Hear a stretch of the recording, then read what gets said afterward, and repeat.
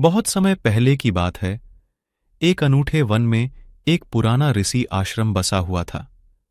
यह ऋषि अपनी तपस्या और ध्यान से जाने जाते थे और उनकी आत्मा में शांति और ज्ञान की भरमार थी।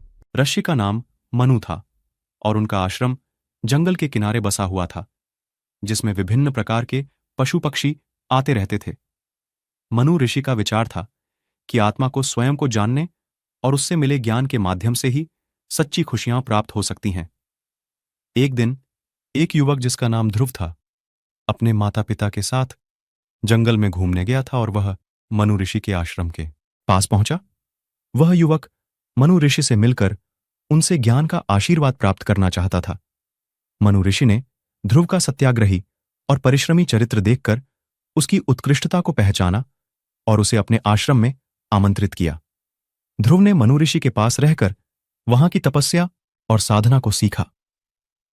एक दिन ध्रुव ने मनु ऋषि से पूछा, गुरुदेव, मैंने सुना है कि ध्यान में लगे व्यक्ति को देवताओं तक का संपर्क होता है। कृपया मुझे इस मार्ग में मार्गदर्शन करें। मनु ऋषि ने मुस्कुराते हुए कहा, बिल्कुल ध्रुव, तुम्हें पहले यह समझना होगा कि ध्यान में एकाग्रता रखना बहुत महत्वपूर्ण है। अपने मन को शांत करके सभी विचारों को छोड़कर तुम्हें अपने आत्मा के साथ जुड़ना होगा। ऋषि ने ध्रुव को ध्यान का प्रशिक्षण देना शुरू किया। ध्रुव ने ध्यान की गहराइयों में प्रवृत्त होकर अपनी आत्मा को अनुभव करने लगा। एक दिन ध्रुव ने अपने ध्यान में एक अद्वितीय अनुभव किया। उसे वहां अद्भुत प्रकाश और शांति का एहसास हुआ, जिससे उसकी आत्मा अद्भुत आनंद में लिपट गई। इस अनुभव के बाद ध्रुव का हृदय भी बदल गया।